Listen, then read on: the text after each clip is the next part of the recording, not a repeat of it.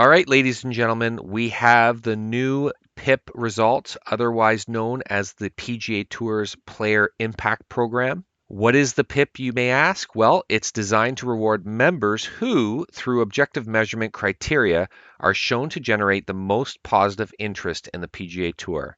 What the hell does that mean? I don't know. They've been tweaking this thing every year. It started in 2020, 2021.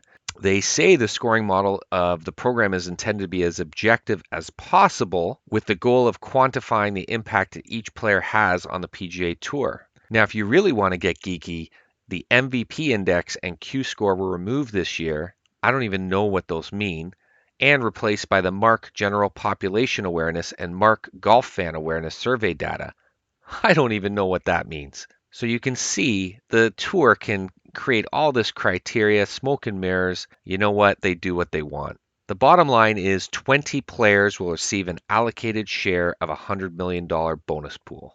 And if we're really being honest, the whole reason this thing exists is to put cash in the top players' hands and keep them from going to live golf. What I always get a kick out of is they dangle this carrot over your head, but also put some stipulations on it. So players will receive 75% of this purse payment, and then the remaining 25% will be distributed once a player completes his service fulfillment on the tour. But you really can see things getting a little bit dicey for the tour because they're paying out $100 million to 20 players right now, and beginning next year, it'll drop down to $50 million paid to the top 10 players only. Now they are going to move 50 million into the FedEx Cup bonus, jacking that up to 100 million, and then this Comcast Business Tour top 10. So there's all this gimmicks and all this Mickey Mouse stuff of moving money around, but basically it's to shove as much money as they can to the top players. Okay, so let's get to this list. I'm going to skip the 11th through 20th because we really don't care about that right now. In number 10, in the 10th spot, Max Homa wins $5 million. Ninth is Tommy Fleetwood with $5 million. Justin Thomas is eighth. Victor Hovland is seventh. Ricky Fowler is sixth. They all win $5 million. Actually, Ricky wins $5.5 million. In fifth place, $6 million bucks, Scotty Scheffler. In fourth place, Jordan Spieth, $7.5 million. In third place, John Rahm with $9 million. And we know what's going on with John right now and all this rumors. In second place, Tiger Woods with $12 million. And in first place, Rory McIlroy with 15 million big ones. So this is huge news because Tiger was always in first place. I believe he was in first place the last three PIPs, or however many there's been. Rory takes the first spot.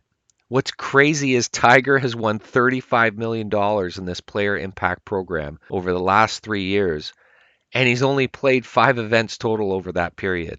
The other interesting thing, and I know I didn't tell you the rank from 11th through 20th, which you can find online, but a couple guys who won majors this year who are not household names by any stretch of the imagination. We have Brian Harman sneaking in at 20th place with $2 million. And basically, that's for him winning the Open Championship this summer. And we have Wyndham Clark, who won $2 million as well, and that's basically for his buzz from winning the U.S. Open this year. So those are two guys who would never have gotten on this list. But you can also see some slippage here for some players that were more prominent in previous years. Tony Finau is now in 13th spot. He won $3 million. Colin Morikawa is in 14th spot with $3 million. Now, both these guys have had a down year this year. Tony for sure, so I can understand that. Colin actually won recently, but it might have been too little too late for this PIP program. But a couple guys have really slipped now. Well, Xander Schauffele's still up there. He's 11th. He just missed out in the top 10. He won $3 million. But Patrick Cantlay is dropping like a rock. He's in 19th spot with $2 million. And that just shows you the interest around Patrick is really declining. I think the most buzz he got all year was the hat fiasco at the Ryder Cup. And I don't even know if that counts towards this program. And I believe news dropped yesterday that Goldman Sachs has dropped him for his hat sponsorship, which was paying him, I think, north of $1 million a year, which doesn't seem like a lot for a top PGA Tour player. I guess regardless of that, there are major cuts happening on Wall Street, and Patrick could not survive that cut. This player impact program is very contentious, though. I know all the other golfers that are ranked 21st through 150th, they really have a bone to pick with all this money going to the top players. But at the end of the day, the PGA Tour is run by fan interest, and the top players are the golfers who the public want to see. So, like it or not, the PGA Tour doesn't exist without the top 20 players.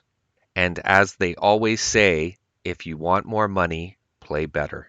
Thanks for watching, guys. If you enjoyed today's video, drop me a comment below, subscribe, and let me know your thoughts on the Player Impact Program. Cheers.